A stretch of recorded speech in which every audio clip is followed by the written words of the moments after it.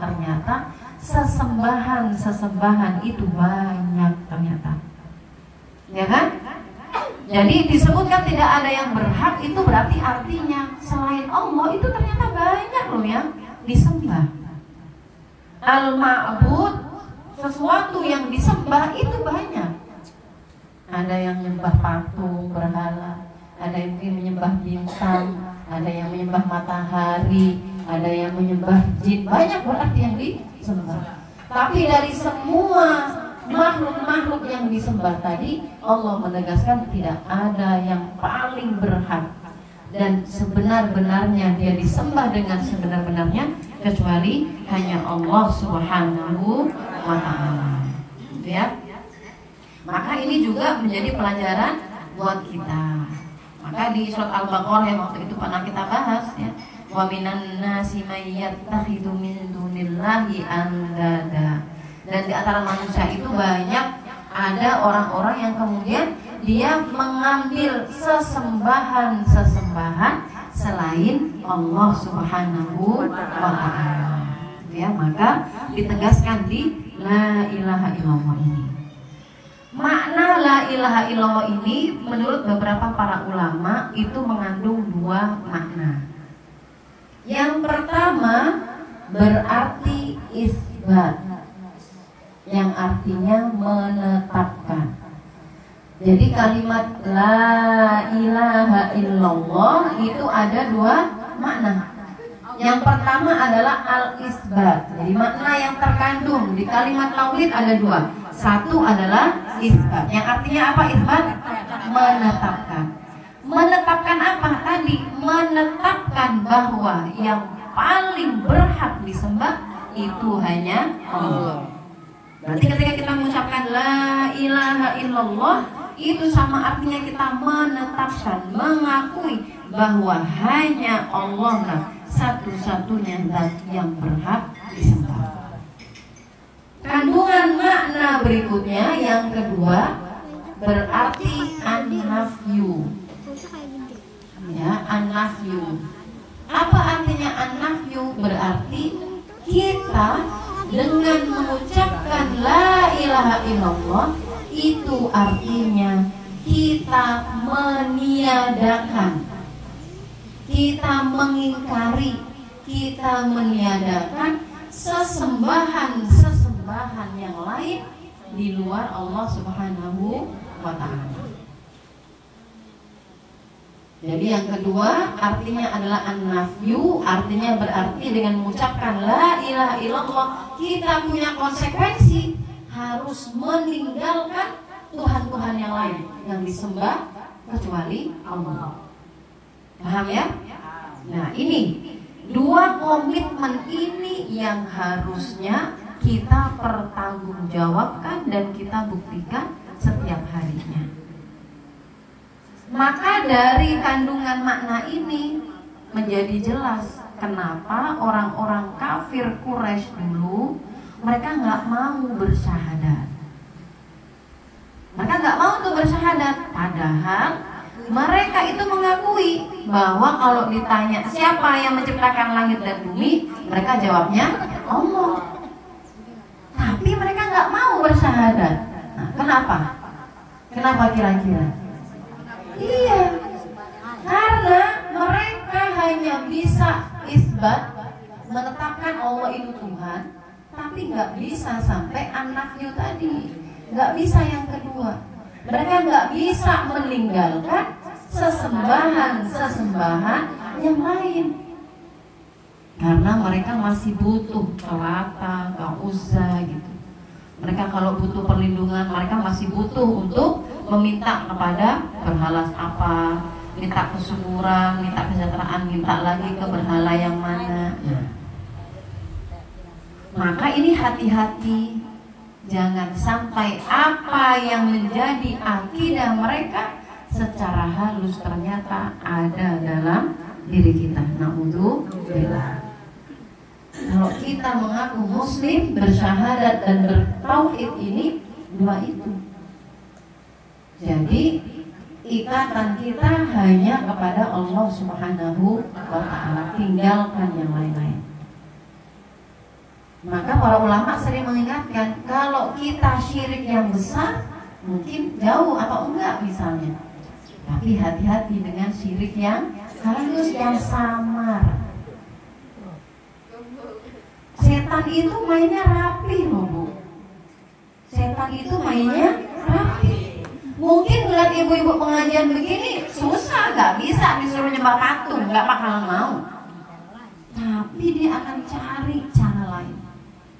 Gimana caranya hati kita dibuat bergantung dan percaya bahwa ada selain Allah yang menjamin kehidupan kita, ada selain Allah yang menjamin rezeki kita, ada selain Allah yang menjamin kebahagiaan kita, ada selain Allah yang bisa menjamin kelanggengan rumah tangga kita. Itu hati-hati. Dan itu mainnya halus, gitu kan? Nah, coba ibu bisa nyebutin nggak contoh-contohnya? Muslim tapi nggak nyadar atau bahkan secara sengaja memang masih mencari tuh Tuhan-Tuhan selain Allah. Coba contohnya apa Bu? Berhala. Kedukun minta biar apa? Dagangan laris misalnya. Ya kan, minta nggak percaya sama jihad. Itu hati-hati. Kan terang-terangan Rasulullah sampaikan nggak boleh. Namanya azimat itu nggak boleh. Tapi Bu, alasan kita yang sudah masuk ke gitu-gitu tuh, itu sama alasannya dengan orang kafir Quraisy dulu. Kalau ditanya kenapa sih kalian masih menyembah berhala-berhala itu, sedangkan kalian mengakui bahwa Allah loh yang menciptakan langit dan bumi. Mereka bilang, kami nggak nyembah dia kok. Kami cuma menjadikan dia perantara yang mendekatkan. Nah itu omongan mereka. Tapi dari hatinya mereka memang menggantungkan nasib yang ke berhala-berhala itu. Nyadar gak Bu? Kadang-kadang tuh kita digoyahkan loh hatinya kayak gitu. Udah tahu nih misalnya Allah Tuhan kita yang menjamin rizki dan segala macam. Tapi begitu kita kondisi mentok, nah itu tuh gak apa-apa kali kan ikhtiar ya usaha ya. Nah, padahal ikhtiarnya tadi ya akhirnya membuat akidah kita tercembelam. Yang harusnya percaya betul perlindungan musibah dari bala itu Allah. Udah baca aja misalnya Al-Falaq, Al-Ikhlas, An-Nas, baca doa ini apa segala macam, nggak cukup, masih tetap ngerasa penting misalnya untuk nggak, pokoknya ini harus dibawa nih kemana-mana. Jimat, karena dengan jimat inilah yang nanti misalnya bisa menangkal bala dan segala macam.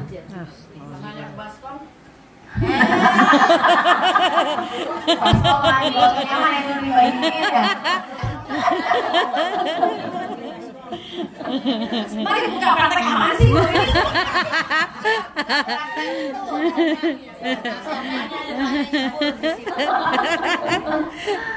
Itu ya, mainnya halus banget. Ya, maka hati-hati. Gitu ya, apalagi kalau zaman dulu kan emang masih zaman kepercayaan ya. Dulu saya masih ingat tuh. Ya, tiap ada bayi, ada bantal di bawahnya ada gunting, peniti gitu. Ya kan? Apa namanya bangle ya. Nah, itu kepercayaan itu. Itu kayak ada kekuatan di situ. Hatta walaupun itu ayat-ayat suci Al-Quran juga harus hati-hati ya Bu, harus hati-hati. Ya kadang Al-Quran tuh jadi jimatnya Bu, jadi mantra-mantranya. Kita pun punya keyakinan bahwa Quran itu syifa, bisa menjadi obat. Tapi penting untuk kita jaga bukan Qurannya yang menyembuhkan, bukan yang hebat Qurannya, bukan. Itu adalah Allah. Oleh karena diajarkan sama Rasulullah bacaan-bacaan fiqh syariah, nah itu kita kerjakan. Gitu. Maka perlu kita mencontoh Khalifah Umar bin Khattab gitu ya, bahwa bagi beliau kayak mencium hajar aswad tuh Bu. Nah, itu tuh.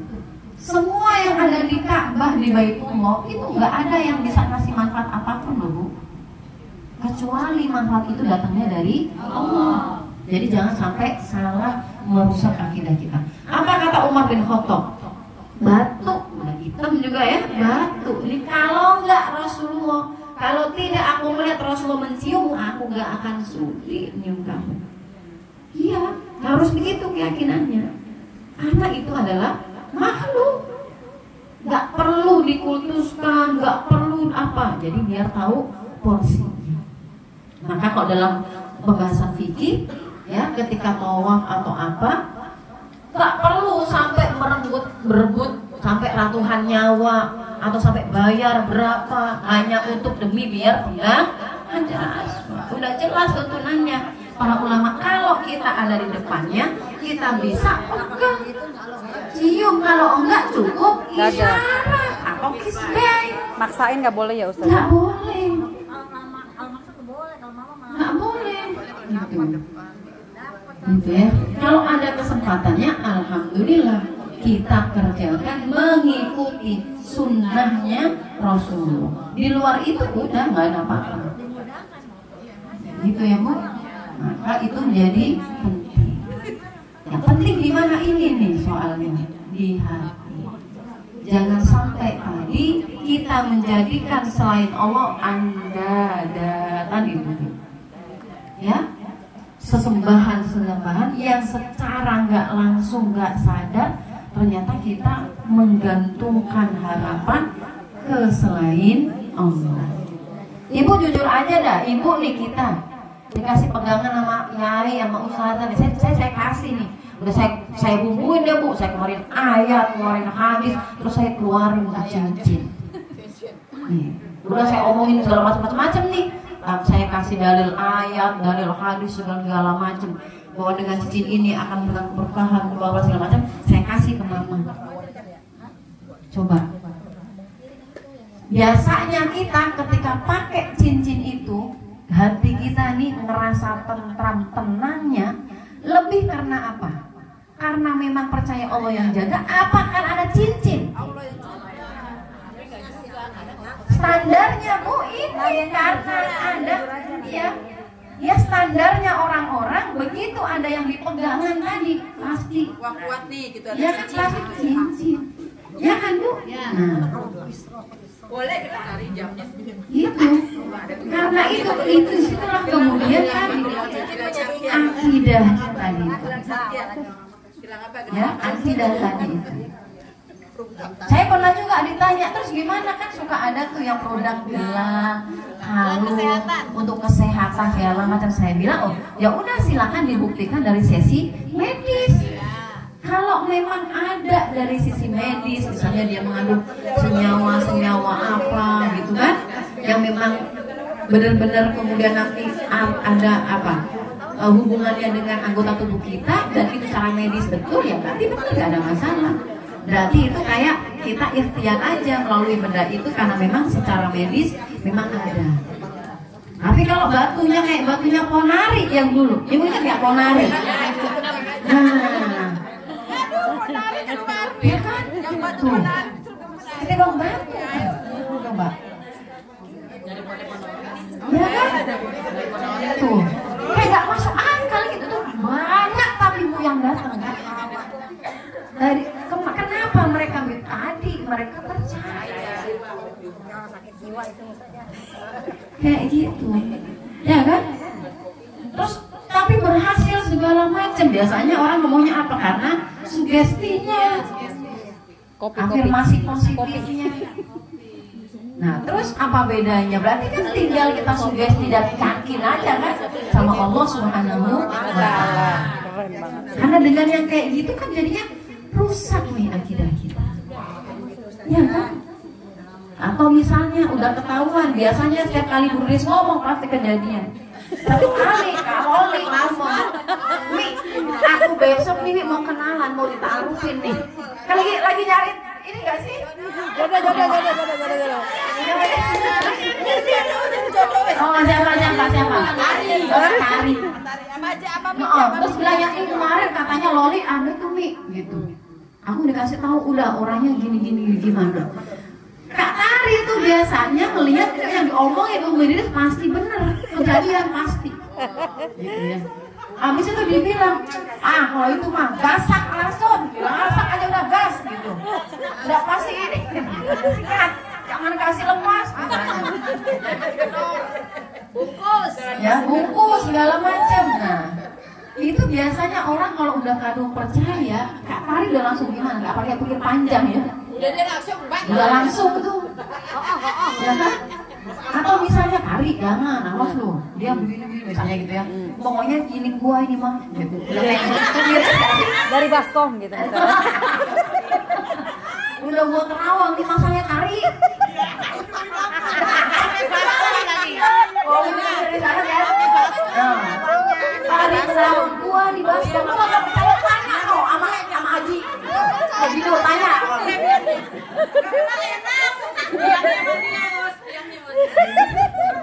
Tanya kayak gitu. Nah, habis diomongin itu kayak nggak bener nih. Bakal berangsak dah.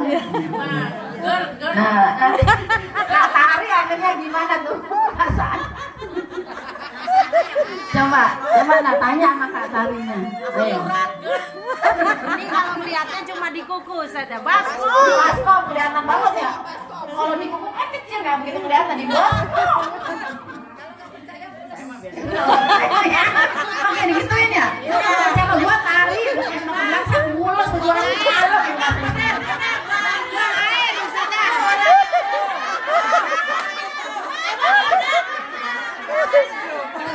yang mana sih orangnya ini? Berarti mau saya kasih tahu nggak menakalnya? Banyak baca ta'awud kalau dia.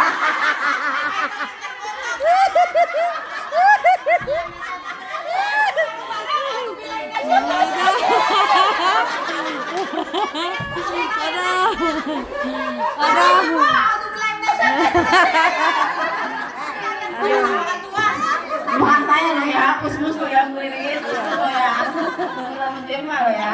Nah, kayak gitu tuh, kan langsung hati kita langsung ragu ya Bu, langsung takut apa? Yang saatnya Masalahnya percaya. Nah, Nih bela nih. mules beneran. Oh bener, abis itu beneran mules beneran 7 malam. Dia lupa sebelum Bu Riris ngomong dia makan bareng. Temennya nggak kebagian. Temennya nggak kebagian. Pada nyumpahin sama mules satu Tari dah. Sambal dihabisin sendiri sama dia, agak bagi-bagi kita mules dah. Nggak ingat. Yang ingat cuma omongan Bu Riris. Nggak ingat kejadian sebelumnya. Nah, kayak gitu tuh Bu, ya kan? Biasanya nih, ini pintarnya setan kan?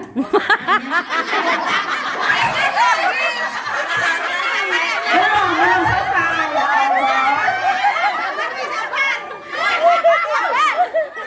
Bukan setan, bukan. Kasihan tahu masalahnya ya Allah. Bukan yang ini maksudnya. Maksud saya begitulah bagaimana setan itu Bu. Setan dengan hatinya masing-masing tuh. Ini ngegiring hati kita. Ya kan secara halus tuh membuat kita kemudian ragu. Padahal kalau jujur, ente ragunya kenapa? Apakah karena Allah atau ragunya karena omongan orang tadi? Pasti itu karena kepikiran ya. Dari situ tuh tantangan kita. Ya makanya gimana terus kalau udah begitu banyak istighfar, harus istighfar, terus kembalikan lagi sama Allah Subhanahu wa Ta'ala. Biar apa? Baru setelah itu silakan berpikir jernih. Oh tadi kata Bu Riris orangnya nggak bener gini-gini, berarti cari data. Nah, kan gitu. Iya cari data. Jangan nggak sih kata Bu Riris tadi, gitu ya. Cari data dulu. Ini gimana orangnya dan segala macamnya. Begitu. Memang ini ya akidah kita, kepercayaan kita memang harus yang seperti itu. Itulah yang namanya sebenar-benarnya tawakal kita kepada Allah Subhanahu wa Ta'ala. gitu ya, karena setan tuh pinter Bu. Belum lagi kalau bahas masalah santet. Anak itu kan nggak di luar nalar ya Bu. Saya pernah satu kali pulang kampung Bu, dapat berita saudara, ini saudara satu keluarga itu, tapi memang terkenal kayak nggak pernah akur, ada aja masalahnya, tapi nggak tahu tuh kenapa. Sampai titik terakhir satu dari anggota keluarganya, taruhlah anaknya udah menikah punya anak, itu diuji sangat luar biasa. Yang anaknya sakit kayak sering kerasukan lah dan segala macam, sampai kemudian ibunya juga kayak gatal-gatal melepuh panas gitu, nanti bengkak-bengkak dan segala macam. Ya biasa namanya di kampung, usut punya usut, ada kabar ada main sihir. Nah pintarnya setan kok ngadi-ngadi dia mah emang. Habis itu emang bener kok, dia tukang pintar segala macam. Terus kata tukang pintarnya, nggak bukan orang Jawa, saudara sendiri. Nah kan, ya kan Bu, saudara sendiri tuh. Ya kan, akhirnya mau nggak mau terus, apalagi kalau sebelumnya pernah berantem. Nah kan, pernah berantem, diusut-usut ya pernah berantem segala macam. Udahlah rusak kemudian akidahnya, nggak fokus sama pengobatan, malah nih pikiran hatinya jadi kotor, rusak. Bukan tambah sembuh. Pikiran hati kalau kotor Bu, makin sakit. Kita aja kalau dendam terus nggak bisa lapang-lapang Bu, nih nyimpen penyakit, ya kan? Amarah, benci, dendam itu penyakit. Kalau disimpan dalam hati rusak Bu. Nggak cuman mental kita, badan juga bisa habis. Ditambah lagi tadi, kemudian diadu domba. Berantemlah sama keluarga, ya kan? Nah, kayak gitu-gitu tuh. Ya, makanya emang tujuan setan yang begitu, memporak-porandakan ketahanan keluarga. Dipisah, saudara sama saudara dibuat saling benci, anak sama ibu dibuat saling benci, suami istri dibuat saling benci. Maka harus hati-hati. Maka kita ketika la ilaha illallah tuh, ya itu yang akan terus diuji dalam kehidupan kita. Makanya kata Rasulullah menyampaikan dalam sebuah hadis yang fi makna, kenapa la ilaha illallah ini penting untuk dijaga sampai kita meninggal, ikhlas dan gak boleh dicemari oleh syirik sedikit pun. Karena kalaupun seandainya ada orang dia tidak pernah melakukan kebaikan sama sekali, bahkan dosa-dosa yang dia lakukan itu membunuh seluruh hidupnya, tapi dia punya satu aja kebaikan ini, mengucapkan la ilaha illallah, ikhlas dalam dari hatinya dan murni tidak ternoda oleh syirik, maka kalimat tauhid ini bisa menyelamatkan dia. Amin. Ini yang paling bisa diandalkan. Yang penting kita rawat dan juga kita jaga. Gitu ya, apalagi ini tuh kita ucapkan sehari berapa kali Bu? Ayo berapa kali? 5 dan masa 5. Kapan sih kita baca ini? Iya minimal ketika tasyahud. Ya kan?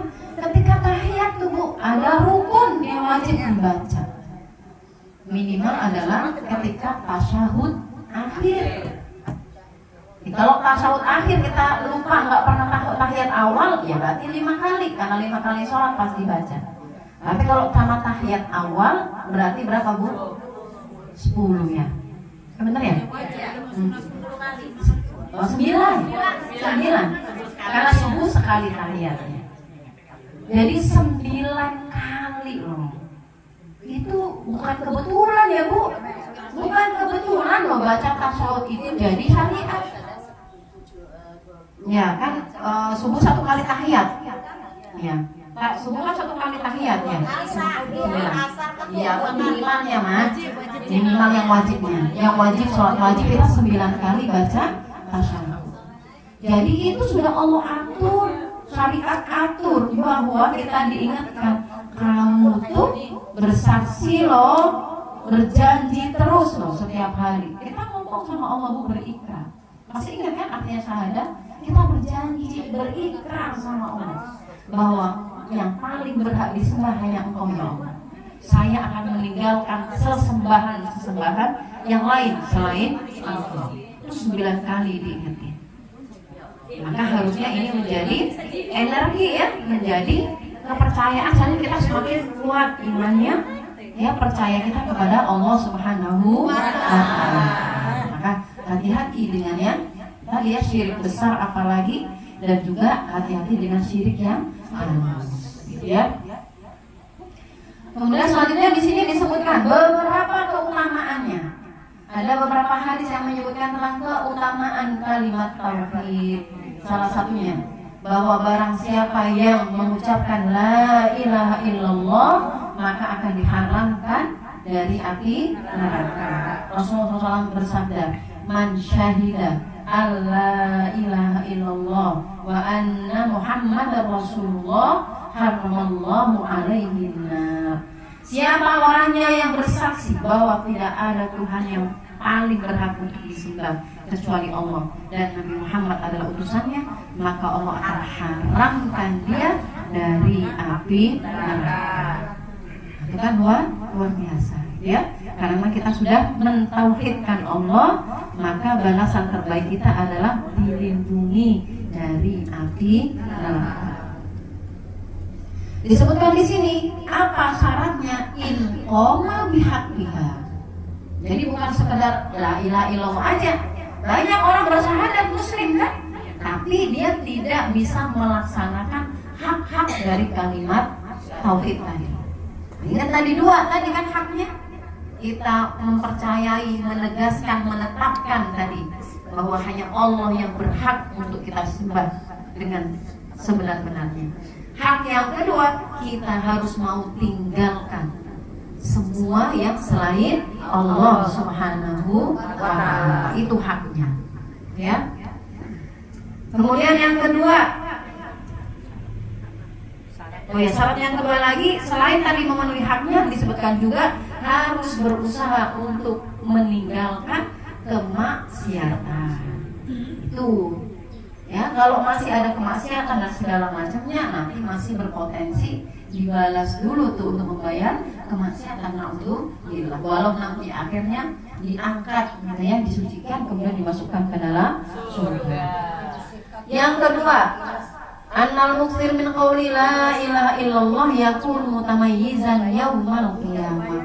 Orang yang memperbanyak berzikir dengan la ilaha illallah gitu ya, dengan mengingatkan diri kita terus kalimat tauhid, kata Rasulullah, dia nanti dibangkitkan di hari kiamat dengan kondisi yang spesial, kondisi yang berbeda. Jadi orang langsung tahu nih ahli tauhid nih. Ya, ini adalah orang-orang yang ahli la ilaha illallah. Apa kata Rasulullah? Kata Rasulullah SAW, laisa min 'abdin, tidaklah seorang hamba yaqulu la ilaha illallah Muhammadur Rasulullah mi'an, tidaklah dia mengucapkan la ilaha illallah Muhammadur Rasulullah 100 kali dalam satu hari. Ini orang yang berzikir mengucapkan la ilaha illallah Muhammadur Rasulullah 100 kali, illa ba'athahu Allah ta'ala yaumal qiyamah wa wajhuhu wa wajhal qamari lailatan badar. Tidaklah hamba ini akan dibangkitkan nanti di hari kiamat kecuali dia dibangkitkan dalam kondisi wajahnya bersinar seperti bersinarnya rembulan di malam bulan purnama.